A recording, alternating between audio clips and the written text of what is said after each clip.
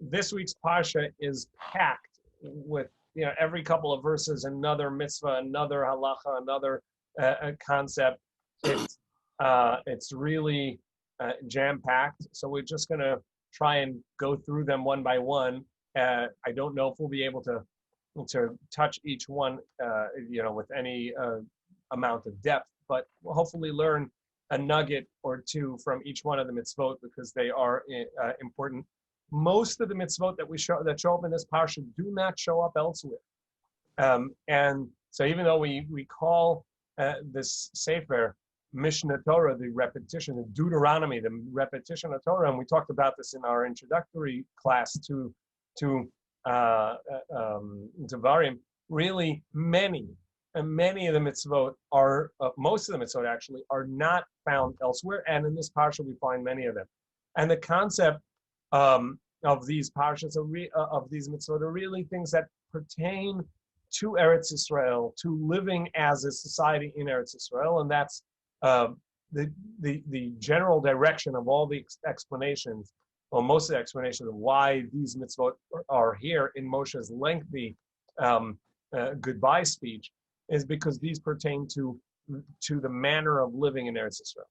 The first of the mitzvot that we have, or the halachot that we have in this week's parsha, is what is known as Yifat Torah, the laws of a beautiful woman found that is taken captive in war. We'll read it quickly and then see the fascinating comment by Rashi from the Midrash, and it's really deep psychological guidance to us when we face challenging times. And Torah says that Teitzei you're going to go out to a battle with your enemy, and Hashem will make you successful, and you will win the war, and you will have captives. And amongst the captives, you find a woman. Now, this woman is good looking, and she's vulnerable to you, the captor, and she, the captive. By the way, what's a woman doing on the battlefield? As we saw by the Battle of Midian, it was common that at the side of the battlefield, there would be distractions of women would come out prancing to distract the soldiers away from the focus of the battlefield. So in any case, there is a captive, and this man, the soldier, notices this woman. So the Torah says, sure, you can marry her, you can take her as your wife, but not quite yet. Take her home after the battle, settle at home 30 days, and then you can, after 30 days, if you want her, she can be your wife. You can take her against her will, essentially as a captive, to be your wife. It's correctly shocking to our sensitivities, and the Midrash points that out. That doesn't seem right. But the Torah is telling us, the words are Rashi, Lo dibra Torah ela keneged yetzer hara. The Torah here is speaking in a manner of how we control our evil inclination. How can we control the evil inclination? When we seek to fight something head on, when we battle directly against it, it is a force that is often too difficult to succeed against. We know, unfortunately, even nowadays, when the world is so much more enlightened to respecting another person, nevertheless, in the battlefield, soldiers, that being lonely and the vulnerability and the fear factor and the anxiety, that unfortunately even non-captives are sometimes abused in such a way. For sure, when someone is a captive under your control, it is very quick for a human being to lose their own self-dignity and their self-control and who they really want to be. The Torah can say, no, you may not do this act. You may not take her to be your wife. You may not sleep with her. But likelihood is that would not succeed. Rather, the correct way the Torah is teaching how to fight the Yetzer Hara, our evil inclination, is not to say, no, but to say, not now. Not to take the energy and force it against you because you may lose, or rather to push it aside and say, sure, but not right now. There's a martial art called Aikido. Some of you may have heard of it. I don't know much about it, but the little bit I've learned about it is that rather than fighting an energy that's coming against you with your own energy where you may lose, to redirect that energy forward and allow it to continue, hopefully past you. That's what the Torah is doing here in a most fascinating idea. Rather than fight it right on, the Torah says, sure, you can take her, but not now. Take her home. Give it 30 days.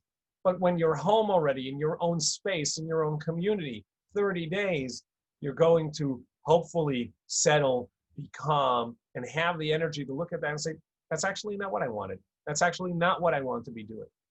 And at that point, you'll be able to release her. And as the Torah says, but you've already taken advantage of this woman just by taking her home. Lo titamerba, don't continue taking advantage of this woman. Rather, you have to free her immediately on account of the advantage you've already taken just by taking her home, just by forcing her into such a situation. But the strength of the message is, and the Midrash says, this is not only when we're fighting a battle in the battlefield, it's the way we fight our own battles internally. We often face a battle against our own desires, our own inclinations that are leading us to things that we don't want to do. If you fight it head on, you may lose. But if you say, sure, but not now, tomorrow, or just today, I'm going to not do this. People in recovery from substance abuse know that it's a one-day thing. It's today.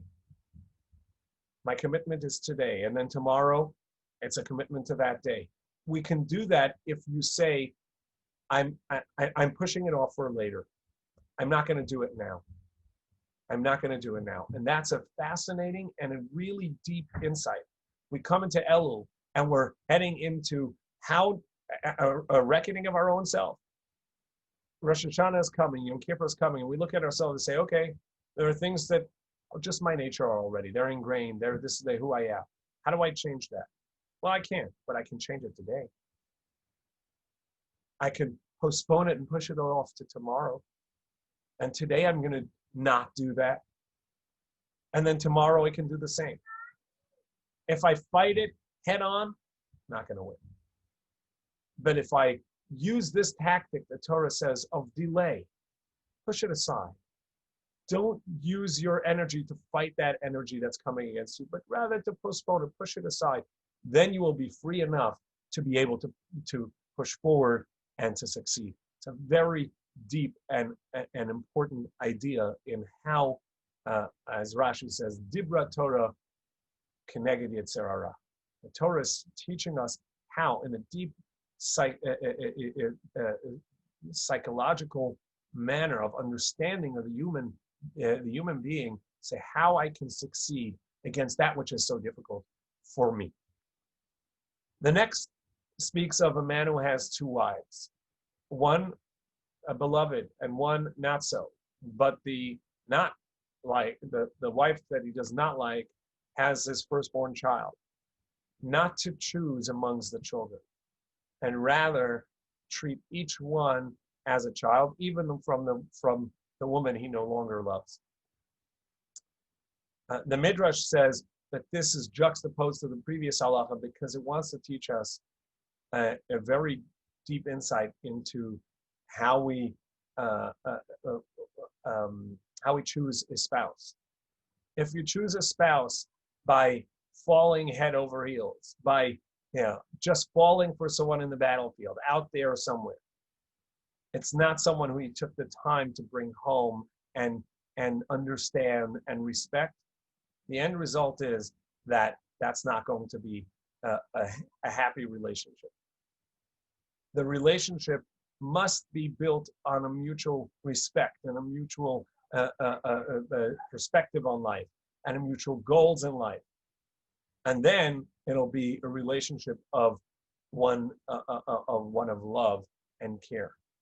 But when it comes from a attraction out there in a vulnerable place where you're in high anxiety, and that's not going to be a life shared with goals and perspectives and values, and that's not going to last. It's not going to be a happy relationship.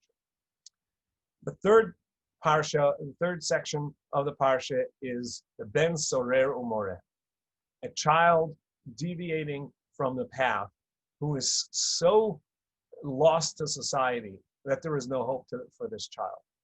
The Gemara tells us, Ben Sorer Umoreh lo haya v'lo nivra, never was, never will be. It never existed. Well, then why did the Torah teach about it? To teach us the concepts, the ideas, the perspectives we can gain from it. The Torah says, what defines a Ben Sorer Umoreh, a child who's so deviant? The Gemara says that at age of 13, the child is stealing in order to buy pounds of meat and jugs of wine and drinking every day and eating, a glutton and a drunk. Shocking, right? So we understand lo haya v'lo nivra, never was, never will be. But why is that? The Gemara, the pasuk says, the reason this child is lost in direction, eineno shomea bekol aviv v'kol imo, does not listen to the voice of his father and the voice of his mother. Rav Hirsch points out, it should say, eineno shomea bekol aviv v'imo, doesn't listen to his father and mother's voice. The reason is, Rav Hirsch says, eineno shomea bekol aviv v'kol imo, because they're two different voices. When children hear different goals and different ideas from their parents, and the parents are in conflict, it is difficult for the child to have the stability and the direction it needs to be able to grow to its place. So that's the first part. And they have to be able to come to Beit Din, and in order to say that this child has no hope, they have to come and say, and this is in verse 20, does not listen to our voice. The Gemara says that it has to be that they have the exact same voice. And that's obviously an impossibility. The idea is, what is it? The Torah is playing a trick here, that both the father and mother have to have the same pitch and same voice? No. What the Torah is saying is that there's always a hope with the child.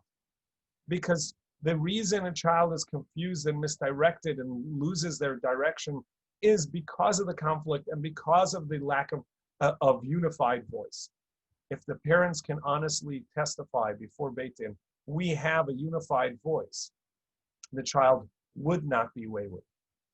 And that's the idea here, that we have to imbue our children with a solid understanding of their value of life, value of Torah, direction in life, and a unified voice to the goodness of their direction, that they are held up and their potential is there.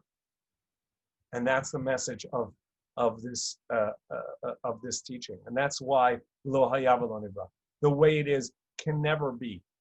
It can never be, because every child, given the tools, has the ability to grow to the level and place of their full potential. Talking about the dignity of a human, the Torah tells us that not only is this true for everybody, that they have the potential, but even someone who is a sinner, someone who has done a crime, even a capital crime, and as a result,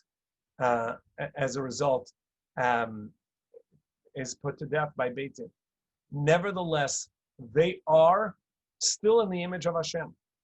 and must be buried right away, and their corpse itself shall not be defiled. Their corpse itself is still holy. They are holy, and their potential, which no longer exists as they've been put to death. Nevertheless, that it means they were created in the image of Hashem, and as the verse says, "Ki kilalas alakim talu," because the image of Hashem is that in that corpse, and therefore must be given the dignity and the holiness that we give to every deceased person, and even such a person must be buried, and buried as soon as you can, as the Torah says. And here we learn that we don't delay burial. Bayomahu tikberenu bayomahu, we will bury them on that day. And this is the halacha we know in the Chevra Kadisha, that we try as much as possible to bury a person on that day or as soon as they can, and give them the dignity even after they've passed, and even to someone who had done such a sin in their life that they would have transgressed a capital crime. They too are still within the image of Hashem, and the value and the dignity is coming to them. The next set of pesukim are deal with lost items or taking care of someone else's property. The first deals with when you see someone else's animal straying, lost. It is incumbent upon us to return a lost item. Now, what happens if you don't know whose it is? Then you have to take it home and care for it as your own until you can find out whose it is. Now, there are halachos that pertain to various things. Sometimes, if there's no symbol, there's no way that we can identify it. As the Torah says in in chapter 22, verse 2, Chav Bet Bet, the Torah says that we are obligated to derosh achicha, to seek out from your brethren that are going to come and ask, hey, I heard you found something. Say, okay, tell me about it. What did it look like? How big was it? How small was it? What color was it? So we can know that we're returning it to the right person. It's our responsibility to the owner of the item to make sure we return it to that person who actually lost it, and not to someone else who claims it. And therefore, only an item that actually has a simma, that has a sign, some sort of marker that somebody can define it with and say, this is mine, I can tell you for sure because it had a scratch here. This was the color, this was the size, something specific that would allow you to know that indeed it is mine. And that's the concept of hashavat aveda, returning a lost item. The Torah also requires the dignity of, allows for the dignity of the person who finds something. It may be beneath the dignity of a person when they find something to return it, to return an item, because the value of the item is so small, or because the type of care that it takes. Somebody doesn't know how to care for a cow, and can't really carry it or schlep it through the marketplace. So there is a place for that, and this is seen in the word vehit alamta, and you will ignore it. The Torah says there is a time that you're allowed to not look at that, because simply it isn't within the personal dignity of a person. However, nevertheless, the Gemara tells us a fascinating story of two chickens wrapped in a red scarf that were left under a tree in front of someone's house. And this great chacham, I believe it was Rabbi Chia, took this in and found it. So he said, I'm going to wait until the person who lost it will come back and claim it. In the meantime, the chicken laid some eggs. So he took the eggs and sold them. And with the profits, since that money would be sitting around for nothing, bought some more chickens, which laid more eggs. And eventually that became cumbersome, and enough that he bought some goats, sold the chickens and bought goats, and with the goats he was able to sell the goat hairs and the milk, and he had a herd of goats by the time this fella came back and said, this is my lost item. He said, "Oh, your lost chickens? Let me show you where they are," and brought out a herd of goats. The concept is the Torah wants us to care for someone else and their property like we would to ourselves. And the Torah here is saying, don't ignore, don't leave that which is someone else's. Seek them out, and when they come in and seek you out, make sure to return it to them if they can assure you, they can show that it is indeed theirs. The concept of Hashavat Avidah, putting up a poster and saying, "I found something. Here's, you don't say too much. It's, I found money. I found whatever it is. Tell me, give me a sign what it is so that I can give it back to you." Another idea of not ignoring of your fellow's object is when you see someone else's animal falling under their burden. So there's a donkey carrying a burden, and it's falling. So the hakim takim imo. The Torah says, help lift the animal up together with the fellow. So first of all, here we learn that the Gemara tells us you only have to do it if the owner is helping themselves. Often we try and help people, but they're not helping themselves. The Torah says we have to help a fellow, but only if they are helping themselves. Hakim takim imo, together with that person, but not alone. You don't have to carry the burden yourself. There's another teaching. We know that the Gemara tells us that Tsa'ar ba'alei chayim de'oraita. It is a Torah obligation to care and make sure that animals are not suffering. What the question is asked, where do we see it in the Torah? There are several places we see it in the Torah. This is one of the places brought as a source for that we see that the animal suffering under the burden, it is incumbent upon us to step out and not ignore it and see that we take care of that animal. The Torah then, the next parsha is the prohibition of cross-dressing. Lo yekli gever al isha, a woman shall not wear men's garments or men's vessels. V'lo yilbash gever simlat isha, and a man should not wear a woman's clothing. This is a distraction from the direction of that Hashem wants of each person, and therefore it is a disgrace. The next parsha is known but peculiar nevertheless, and lots of it has been spoken about it. The mitzvah of shiluach haken, sending away the mother bird to take the eggs or the chicks from the nest. The Torah says if you chance upon a nest of a bird in front of you on the way, whether it's on the ground or on a tree, and there are either eggs or chicks in the nest, and the mother is on the nest, you may not take the eggs together with the mother. You must shoo away the mother and then take it. Much has been spoken about what the meaning of this is. I want to repeat a teaching from Rav Hirsch as to because I think it pertains to our times and to the concept of of taking advantage of someone.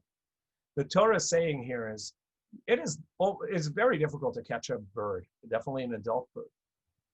How can you catch a mother bird? When you take advantage of its care for its young. The reason you can catch this mother bird is because it's on the nest caring for its young. And so I can now take advantage of its rachmanis, of its care for its young, by saying, I can now sneak up and get it because it won't fly away in order to protect its own child, its own eggs. Torah says you may not do so. Lo tikach ha'em al abanim. Don't take the mother because its care is for its children. You must shoo away the mother. The young, yeah, that nest is vulnerable, and you can take it, but don't take advantage of catching the mother because it's sitting on its own eggs.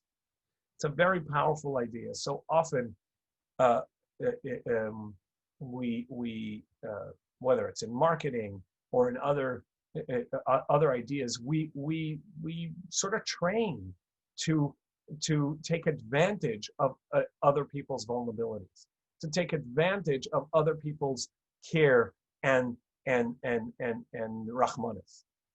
The Torah is teaching us here a very deep psychological and moral thing. Don't take advantage of someone else's goodskeit, their own, their good-hearted actions. Make sure that if someone is vulnerable on account of their goodness, that you are going to respect that and elevate that and free that. That's this idea Rav Hirsch teaches from this, and I think it's a very powerful teaching, which it does not necessarily is not necessarily always intuitive in the world we live.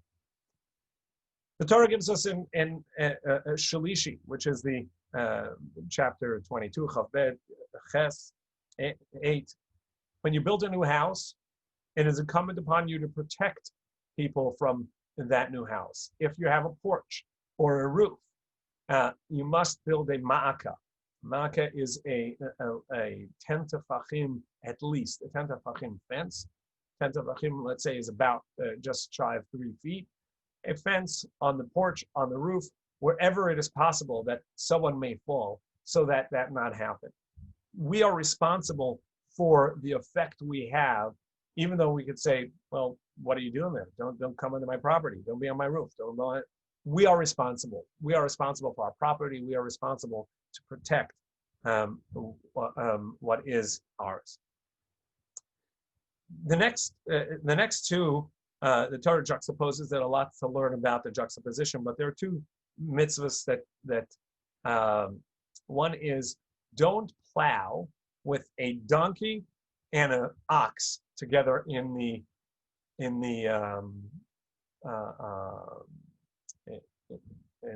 yoke, together in a yoke in the plow. Why not? So the Gemara indicates that an ox chews its cud. A donkey does not. The donkey will hear the ox chewing and think that the other animal is being fed while I'm not. Such a deep sensitivity that the Torah wants us to have about animals. Do we have that sensitivity about humans? When we look at people and we give one honor and the other is sitting there and doesn't get it, we say hello to one person and don't greet the next person in the same way. So many things that we can learn from this, of how, even though it's not true, we could callously say, it's not true. I mean, you're just offending yourself. You're just insulted. We have the ability to treat people with dignity and even animals with dignity. And if they will be mistaken and take something wrong, we have the opportunity to do something to make them feel dignified and valued and respected, and we ought to do it. And then the Torah says, don't mix your fabrics, wool and linen. So that juxtaposition also tells us a lot about it. There's a lot said about this very peculiar idea of why can't you have wool and linen in one garment. There's just quickly, wool comes from an animal life that replenishes itself and gives life to others. It's a chaya, it's a living being in a different sense than the plant, which is stationary. It can only grow in its place, and does not feed other beings, other ground, other plants. The idea is that these are two different manners within the service of Hashem and living in the world, and mixing those two is a form of confusion within the direction of what Hashem wants of us, to live in this separation. For a lengthy discussion on this, I lead you to the collected writings of Rav Hirsch in the 3rd volume. He has a lengthy essay on woolen linen and shatnez. It's a worthwhile reading. It's metaphysical. It's metaphoric, but it is a very deep idea. The next is the mitzvah of tzitzit, which tells us that you should put fringes, what we call tzitzis, on the corners of your 4-corner garment. The juxtaposition here teaches us a very interesting halacha. There is a halacha that anytime you have a Torah prohibition and simultaneously you have a Torah obligation, and the only way to do the obligation is, by definition, you're going to need to transgress the prohibition, you're allowed to do so. This concept is called aseh dochel lo taseh. A positive commandment supersedes a negative commandment. Here we see this. The Torah tells us don't mix wool and linen. And then it says right after that, on your garment, and throughout the Torah we know wool and linen are garments, either wool or linen, you have to put fringes. And these fringes are white wool fringes and blue wool. Now, if you have a linen garment and you're tying on a blue wool strings, you are creating shatnez. You're mixing, as the Torah says, tzemeru pishtim yachad, wool and linen together.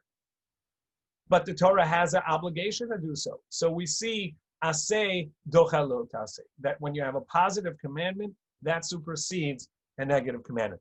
Where that applies, obviously, and the exclusions to that rule is a fascinating, lengthy Gemara at the beginning of Yevamot. Now is not the place, but it is. We learn from here this amazing concept. I just want to teach a fascinating thing. Ramban, Nachmanides, Rabbi Moshe ben Nachman of Spain, taught, what's the reason that aseh dochel lo taseh? Why is it that a positive commandment supersedes a negative commandment? I may have thought that prohibitions are more severe. Don't do the mitzvah because that's a don't go. That it's a passive thing. Just don't do it.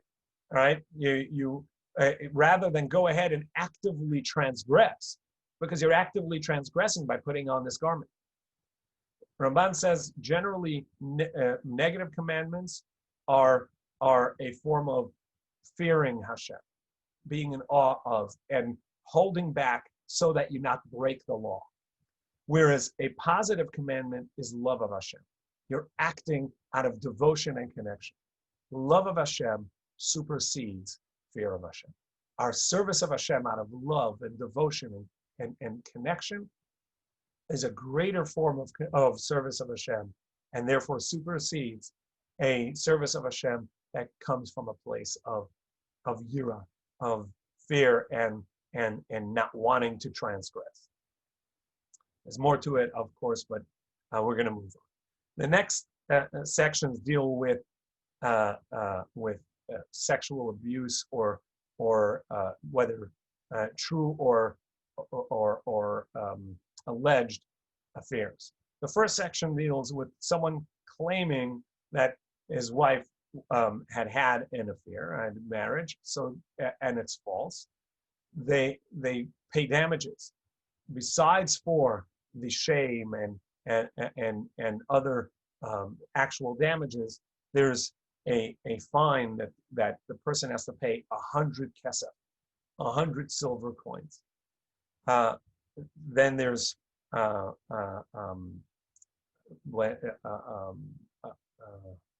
adultery, which is a capital crime, and rape, which the Torah says is the same as murder and is a capital crime, and statutory rape, which again is considered a crime, and there's a fine which a person would have to pay. Uh, in the beginning of section of Parak 23, Chav Gimel, the Torah goes into a list of prohibited marriages. Um, uh, Marriages of a relationship, even by marriage, and then that person divorced, there would be a prohibition, such as a father's wife. So even though it's not his mother, his father had married this woman, then he may not marry that woman. So that's the ex-wife of a relative, which is also prohibited. A mamzer, which is someone who has a deformity in their male organs, may not marry. A mamzer, someone who is born of adultery. And then it comes into Ammoni and Moavi. Very interesting one. That a male Moabite and a male Ammonite, even if they convert to Judaism, may not marry a born Jew, on account of the fact that when Am Yisrael were coming out of Egypt, there's a group of slaves that were freed, emancipated, coming through the desert, need a place to go, and it was asking to purchase water. And they said, no, we're coming out to greet you with sword. That lack of rachmanis, that lack of basic compassion compared to the beginning of the parsha, that lack of compassion is something that can't come into Am Yisrael. It is interesting that the Drash tells us, Ammoni velo Ammonit, Moavi velo Moavit. And from there we know that Ruth was able to marry Boaz on account of the lack of rachmanis, the lack of compassion and care that the Ammoni and Moavi men showed was not present by the women, and therefore they may marry a born Jew. And indeed she did. And from there the Megillah Ruth, the story of Ruth, which is the story of Chesed. She did Chesed, and the ultimate Chesed, with her bereaved and broken mother-in-law, and eventually with Am Yisrael, and becoming the great grandmother of David Melech Yisrael. The Torah admonishes us not to bother and not to pain Edomites, even though they are sworn enemies, but nevertheless they are family. So don't oppress them. And then the Torah says something perhaps the most astonishing thing within the entire Torah. Maybe not, but maybe. Do not oppress an Egyptian, for you lived in their land. It's crazy. They enslaved us in their land. Yes, but nevertheless, you lived in their land. The level of appreciation, hakarat hatov, the appreciation for some level of goodness from someone else that the Torah demands of us is so enormous. It's astonishing. If you think about it, do not lo teta'ev ad mitzri kiger hayita ba'artzo. Do not oppress, do not afflict, or do not despise even Egyptians. Why? Because you lived in their land. It's a hard thing to swallow. If I were to translate that, don't oppress a German because you lived in their land. It's really hard. As a grandchild of a Holocaust survivor, right? That's a really hard statement. But that's what the Torah is telling, what Moshe is telling the children of slaves that were emancipated. The Egyptians were your hosts. Torah is demanding of us such an enormous level of appreciation for other people, for the kindness and goodness they did, even if it was enveloped with so much pain. It's a very powerful thing, and nevertheless, the Torah wants us to know that. we live today in an imperfect but great welcoming country, right? It pains me so much based on this verse when we show a lack of appreciation for the country we live in. We constantly, as Jews, seek to bring betterment to the world, to make the world a better place. And as such, we constantly urge change and to make things better. But we also show appreciation and must have a karat hatov, an appreciation of the goodness that this nation has given us. My family, after coming back from the Holocaust, they had nowhere to go. And they came to this country, and within few short years, they were established and had been able to take every opportunity to not only establish family, but to become wealthy and to build a community and to donate money and build a family. And we all have similar experiences in one way or another. Was it oppressive to some? And is it still? Sure. Is some goodness we need to seek? We, as the beginning of the Parsha says, we can't even ignore the pain of an animal. For sure, we cannot stand by idly and ignore the pain of another human being. Absolutely. But we also must have, and we must live, and the Torah demands an enormously strict and high level of hakarat hatova, appreciation of the goodness that even the Egyptians gave us. 23:10. Ki teitzei machana al oivecha. You go out into battle. V'nishmarta mikol davara. You must protect yourself from everything, every bad manner. It is interesting. The main section over there is dealing with having dignity to yourself in the camp by having a tool for a bathroom and keeping the camp clean and worthy of Hashem's presence. But it says more than that. It doesn't just say that. It says v'nishmarta mikol davara. Guard yourself from every manner of evil.